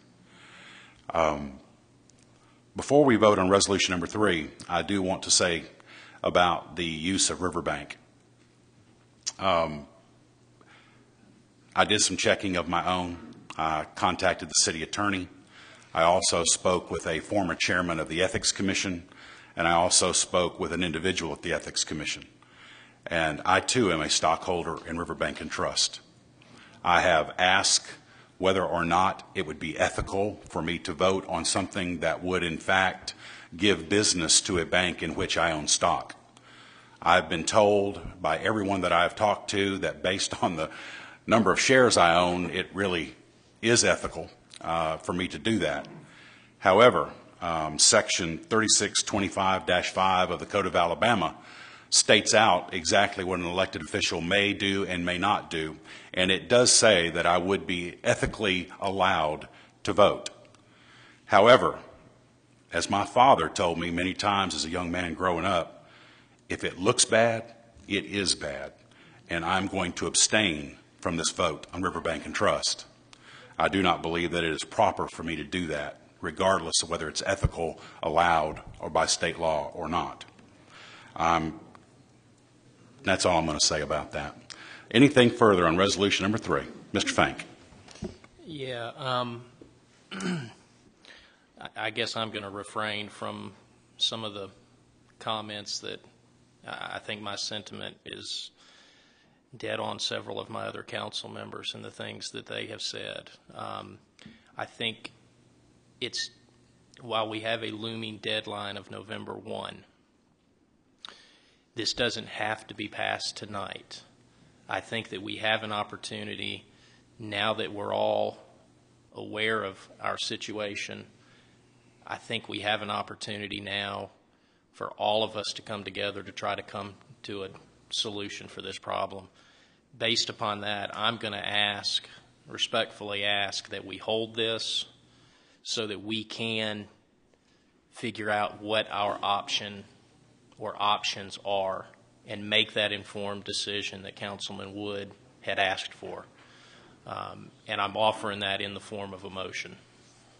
Mr. Fank, before you offer that as a motion, and I certainly will recognize you for that, I do want the council to know that I do have a resolution before me that allows if the council so chooses to do so, that does move it to Regions Bank rather than Riverbank and Trust.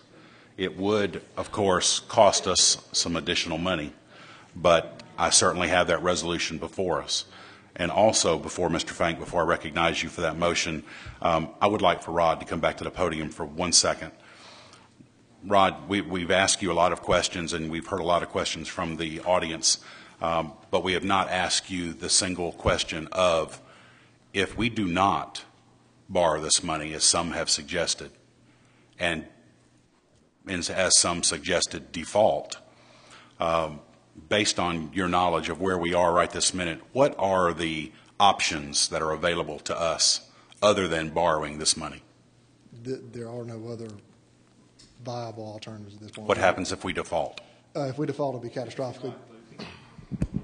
If we were to default, it'd be catastrophically bad. Our outstanding bonds would be automatically downgraded to junk status. It would destroy our credit rating, which, again, is currently an A. If we were to default, and by default I mean if the money's not there on November the 1st and it's going to take some time to close, then it will be catastrophically bad for the city and our financial situation. What if we do, as we have done in the past, and do a refunding? What will that cost? A refunding? A refunding of the bonds. Of this debt? Yes. Of the 2006B? We ran those numbers, and the net present value of a refunding right now, due to the negative arbitrage, is we would have a loss of $3.2 million if we were to refund it right now, due to the negative arbitrage, which is an IRS rule dealing with interest rates. But now, is that 3.2 on top of the 3.1 we already owe, or was that just going to increase our debt another $100,000? Well, if we were to refund it, we would actually issue another set of bonds to pay this off with a different amortization that equalized the payments. Doing that, we'd have to issue bonds in the face amount of the bonds we're refunding, which would be, there are two issues here, and I believe they total about $22 million that we'd be refunding total. I'm sorry, pardon me, closer to $28 million that we'd be refunding total. So we'd refund $28 million would be the principal amount we'd have to borrow plus the cost of issuance. And then the 3.2 would be on top of that. Okay. Thank you very much. Mr. Fank, you're recognized for your motion. I'm going to stand. Oh. Mr. Wood. Rod, why would we default if we don't borrow this money and we have the cash reserves? I mean, why would we? We're going to default on something. If we don't borrow the money, we're going to default on something. But we have the cash reserves to make the 3.1 payment. That's the issue before us right now. We have other payments due in December. We have other payments due in January. There are bond payments due in December and January. There's if we take the 3.1 now, we're going to default on something at some point. Okay. But my point is this.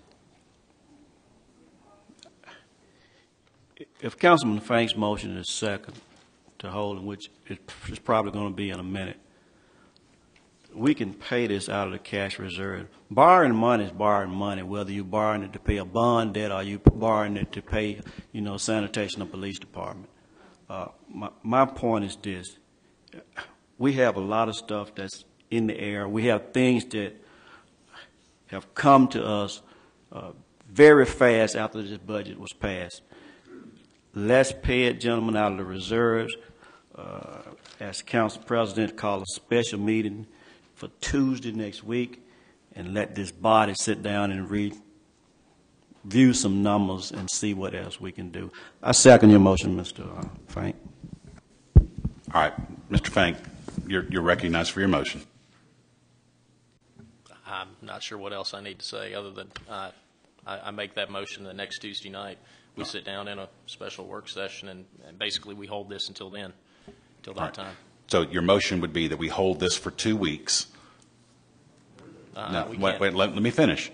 Your motion is to hold this for 2 weeks, and you're asking for a special work session, which is going to require a special meeting after that, because we're going to have to do something before November 1st, whatever we do.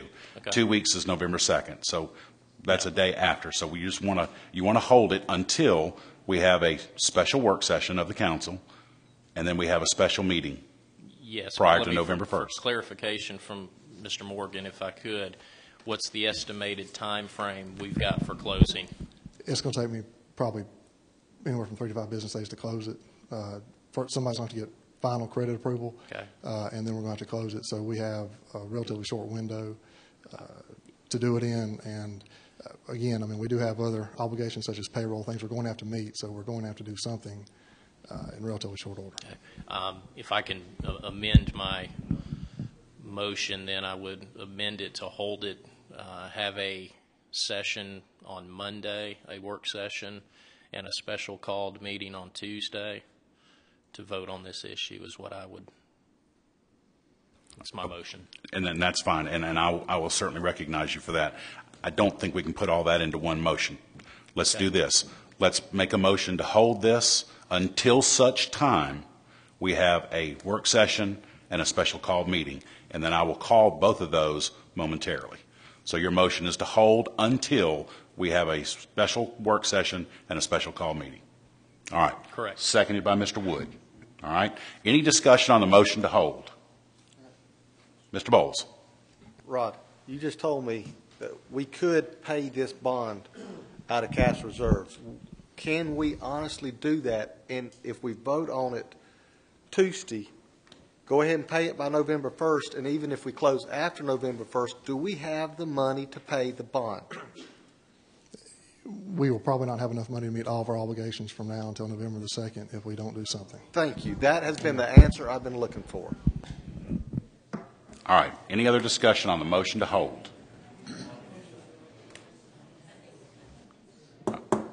Please. Anything further on a motion to hold? All in favor of the motion to hold will signify by saying aye. Aye. All opposed will say nay. Chair votes aye. Resolution number 3 is held. I'm going to call a special work session of the council for 6 o'clock on Monday. We'll be here in these chambers. We will have a special called meeting of the City Council on Tuesday. We'll be at 6 o'clock also in these chambers.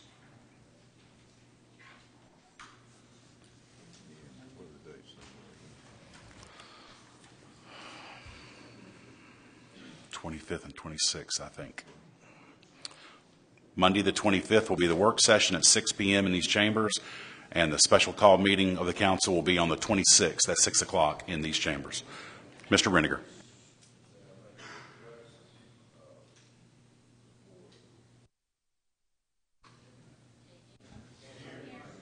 You're just about to be able to hear me. I just turned my microphone on. Sorry about that. I would request that we charge our finance director to put out a request for quote to every bank that has a presence inside the city limits of Prattville, and have that prepared for us in writing by next Monday. That's my request. Thank you.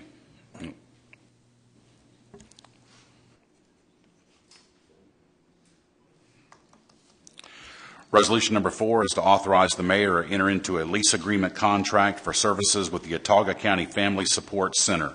Mr. Wood, would you please introduce resolution number 4? Yes, Mr. Chair. Whereas the City of Prattville entered into a lease agreement contract for services with the Autauga County Family Support Center for use of the city building located at 113 West Main Street, whereas the current lease expired on September 30, 2010, and a new arrangement is needed. Be it therefore resolved that the City Council of the City of Prattville authorizes the mayor to enter into a lease agreement contract for services with the Autauga County Family Support Center, and said agreement will be for a period of 3 years beginning on October 1, 2010 and expiring September 30, 2013. It is further resolved that the cost of the said lease shall be $1 per fiscal year. Mr. Chair, I so move. Mr. Wood has moved resolution number 4. Is there a second? Second. Seconded by Mr. Reniger. Any discussion on resolution number 4?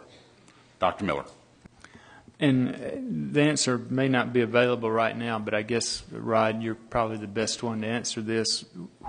What is this worth? The Family Support Center? Right. As far as if a rental on the rental market. I would have to do some research, Dr. Miller. I am not sure about the value of rental property downtown. I'll have to do some research and get back to you. Okay. Can you?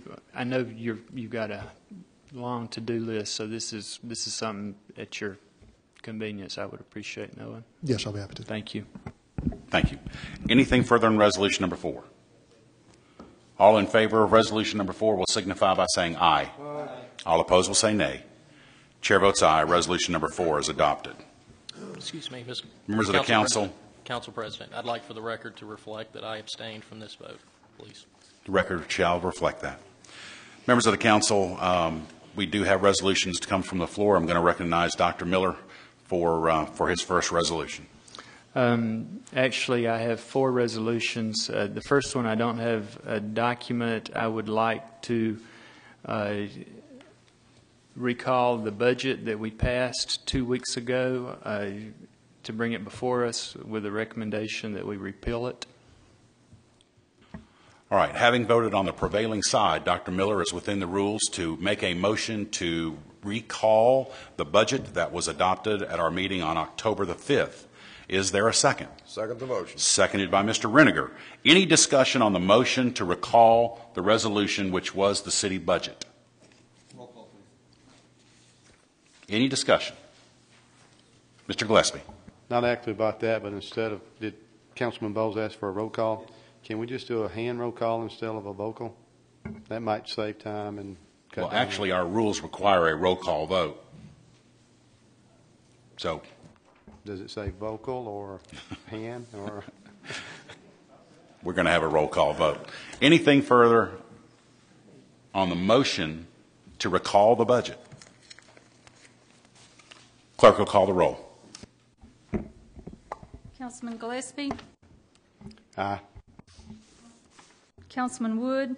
Aye. Councilman Argo. Aye. Councilman Miller. Aye.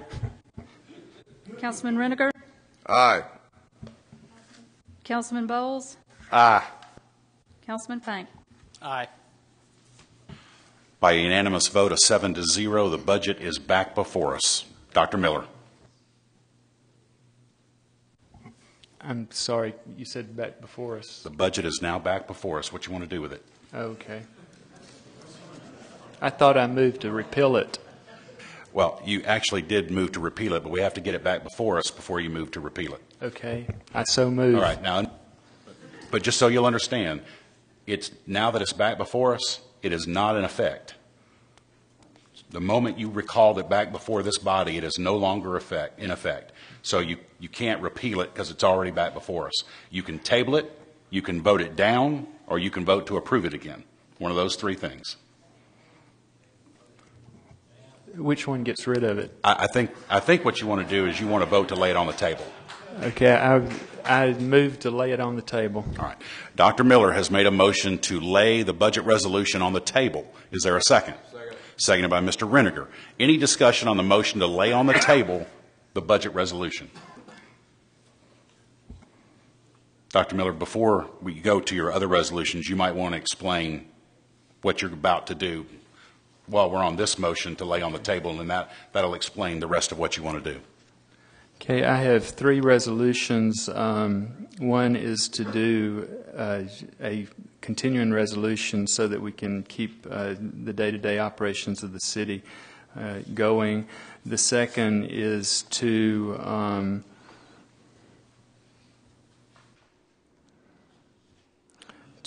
put into a resolution form that we will attempt to work towards a reduction of $1 million in expenditures on the budget. And the third is to implement an immediate hiring freeze for the city. All right. Dr. Miller has made a motion that we lay on the table. It was seconded by Councilman Reniger.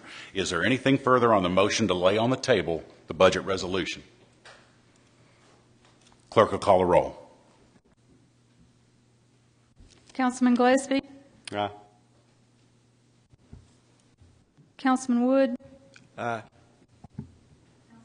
Councilman Argo? Aye. It's getting off. Councilman Miller? Councilman Reniger? Aye. Councilman? Aye. Councilman Fank? Aye. Aye. By a unanimous 7-0 vote, the budget resolution that was brought back before us is now laid on the table. Dr. Miller, you are recognized for resolution number 2. Resolution number 2, whereas the fiscal year 2010-2011 budget has been repealed, and whereas the city must continue to perform necessary functions and provide services until the budget is approved, now therefore be it resolved that all fixed expenses, namely but not limited to utilities, insurance costs, normal and necessary operational costs, supplies, maintenance, and other items for usual and necessary operations be and the same is hereby appropriated and authorized expenditures until further action of this council or the budget is approved. Be it further resolved that all salaries are authorized for payment until further action of this council or the approval of the budget. Be it further resolved that all ordinances, resolutions, procedures, and policies are hereby ratified and affirmed and ordered to continue on a temporary basis unless and specifically until such time as any of the items are specifically amended, changed, appealed, or altered by this council. Mr. President, I so move. Dr. Miller has moved a resolution from the floor, which is appropriating fixed expenses and salaries and continuing policy procedures. Is there a second? Second. Seconded by Councilman Gillespie. Members of the council, you know the rule. It's brought from the floor. Therefore, it's going to require a unanimous suspension of the rules. Do I have a motion to suspend the rules? Moved by Councilman Reniger to suspend the rules. Is there a second? Second. Seconded by Councilman Fank. Any discussion on the motion to suspend the rules? All in favor of the motion to suspend the rules will signify by saying aye. Aye. All opposed will say nay. Chair votes aye. The rules are suspended and the resolution is before us. Is there anything further on the resolution appropriating fixed expenses and salaries and continuing policies procedures? Anything further? Clerk will call a roll. Councilman Gillespie? Aye. Councilman Wood? Aye. Councilman Argo? Aye. Councilman Miller? Aye.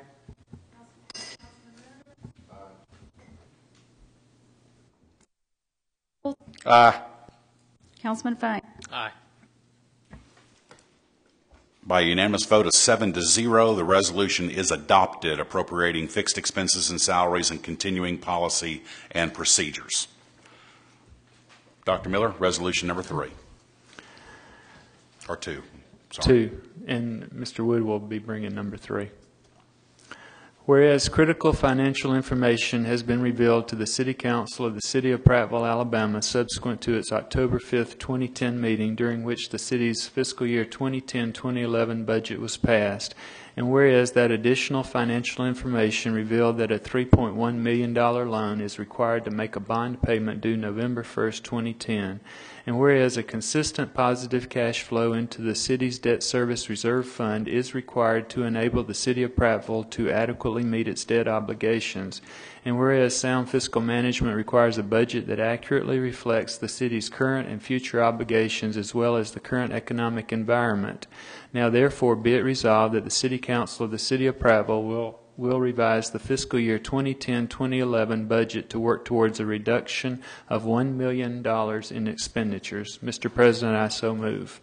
Dr. Miller has moved resolution number 2 from the floor, which is to revise the fiscal year 2010-2011 proposed budget, working toward a reduction of $1 million in expenditures. Is there a second? Aye. Seconded by Councilman Bowles. Members of the council, again, this is coming from the floor. It does require a unanimous suspension of the rules. Is there a motion to suspend the rules? Motion. Moved by Councilman Reniger to suspend the rules. Is there a second? Seconded by Councilman Gillespie. Any discussion on the motion to suspend the rules? All in favor of the motion to suspend the rules will signify by saying aye. Aye. All opposed will say nay. Chair votes aye. The rules are suspended and the resolution is now before us. Is there anything further on resolution number 2? Clerk will call the roll. Councilman Gillespie. Aye. Councilman Wood. Aye. Councilman Aye. Aye. Councilman Reniger. Aye. Councilman Bowles. Aye. Councilman Faint. Aye. By a unanimous 7-0 vote, resolution number 2, revising the fiscal year 2010 budget with a goal of reducing $1 million in expenditures, is adopted. Resolution number 3 from the floor, recognize Councilman Wood. Thank you, Mr. Chair. In the spirit of cooperation, I've decided to help Councilman Miller read these resolutions. Whereas personnel costs are a significant component of the city's budget, and whereas it is critical that the FY 2010-2011 budget accurately reflects the city's current and future obligations as well as the current economic environment, and where it is recognized that some positions will need to be filled as a priority based on concerns for public welfare and safety. Now therefore be it resolved that effective with the passage of this bill, no vacant positions will be filled unless approved by the Finance Committee and subsequently by the City Council.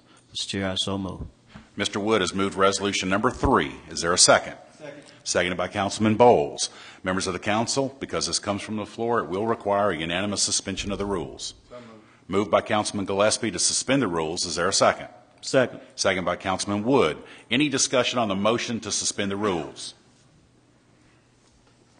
All in favor of suspending the rules will signify by saying aye. Aye. All opposed will say nay. Chair votes aye. The rules are suspended and the resolution is now before us. Anything further on resolution number 3? Dr. Miller. Just if I could ask Ms. Thrash to come to the podium.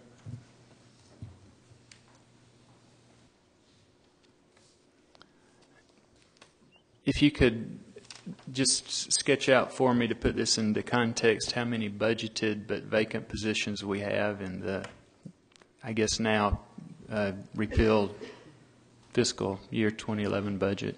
I believe we have 8, but we've offered 2 of those positions, and the employees are starting this week, so that I guess that gets it down to 6. So there are 6 that will be affected essentially at this point in time by this Yes. resolution. Yes. Thank you. Mm-hmm. Thank you. Anything further on resolution number 3 from the floor?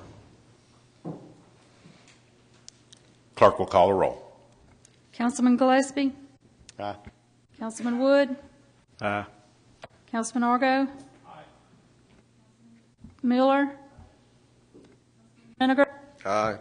Councilman Bowles. Aye. Councilman Faint. Aye. By a unanimous 7-0 vote, resolution number 3, effectively setting a hiring freeze, is adopted. Is there anything further to come from the floor? Mayor Byard, do you have anything further? No, sir. Mr. Gillespie. Just say I'm glad that we're through for the night, and I think I have a few more gray hairs. Mr. Wood. No. Dr. Miller.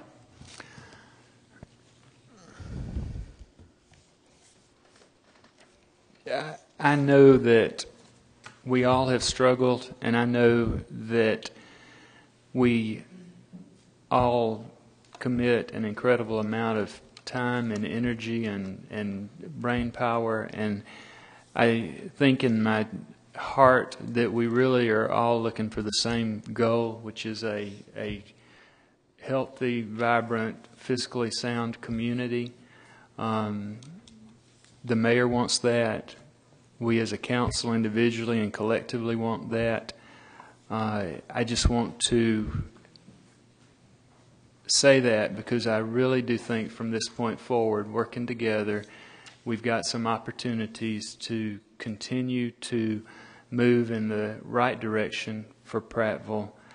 And I think that some of the things that we've set about doing by virtue of what we've deliberated on and considered tonight are hopefully going to set us on that road for the best future possible. And I appreciate everybody's collegiality and camaraderie in terms of trying to deal with some very difficult issues. We have different views on a lot of these. We've worked through that from time to time. But again, I want to say that I really do appreciate everybody's I guess assistance and help with doing this, what we've done tonight. Thank you, Dr. Miller. Mr. Reniger. No, sir. Mr. Bowles. Yes, sir. I want to say thank you to the council for manning up. Thank you for all the concerned citizens for the last 2 years of your time. Thank you for everybody in the audience tonight for the last 2 hours of your time. And I hope I see everybody Monday night. Thank y'all all. Thank you, Mr. Bowles. Mr. Fank. No, sir. Members of the council, I too want to echo what Councilman Miller has said, and want to thank you for helping us work through these issues. It's been a trying time for all of us, including the administration and Mr. Morgan. I think that what we've seen tonight is that we have a lot of opportunities to work together to set the city on the course that we all believe that it ought to be on. And I look forward to working with each of you on that mission, and with Mayor Byard as well. We have, I think as we've seen by the audience here tonight, we have a lot of work to do, and we're going to get about it as quickly as we can.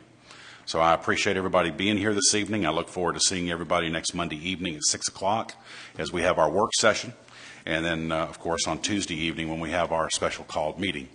I also want to remind everybody that our next regularly scheduled meeting is Tuesday, November the 2nd, which happens to be Election Day, and I certainly hope that everybody will get out and vote on that day. There's a lot of important decisions to be made, and I certainly hope that everybody